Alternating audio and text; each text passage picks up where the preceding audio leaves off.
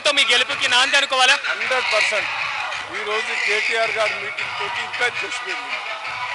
ఈ వెంకటరామ నగర్లో అన్ని బూతులలో కూడా వన్ సైడ్ వస్తున్నారు. మా సర్వేలు కూడా వన్ సైడ్ వస్తున్నాయి.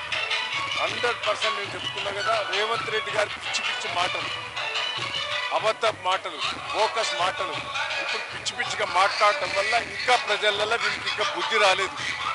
ఓడగొడితేనే బుద్ధి వస్తుంది అనేది క్లియర్గా. అదే కాంగ్రెస్ కార్యకర్తలు కూడా వీడు మార్పు వస్తుంది, వీళ్ళకి ఒకసారి ఓడిపోతేనే బుద్ధి వస్తుంది అనేది కాంగ్రెస్ కార్యకర్తలలో కూడా మనసులలో ఉన్నది. సో కాంగ్రెస్ కార్యకర్తలు కూడా అసంతృప్తిలో ఉన్నారంటారా? అసంతృప్తిగా ఉన్నారు. వాళ్ళు కూడా లోపట రేవంత్ రెడ్డిని ఓడగొట్టాలి, ఒకసారి కేసీఆర్ టీఆర్ఎస్ గెలిపియాలి, గెలిపిస్తేనే మనకి బుద్ధి వస్తుంది, కేంద్రం అప్పుడైనా తంతరు అనేది ఉన్నది. వాళ్ళకి కానీ వచ్చేటువంటి సర్వేలు వాళ్ళు కొట్టి పడేస్తున్నారు కదా. అన్ని సర్వేలు వన్ సైడ్ వస్తున్నాయి. ఇంకా అధికార పార్టీకి చూసి భయపడి కొంతమంది చెప్పలేకపోతున్నారు. One side election.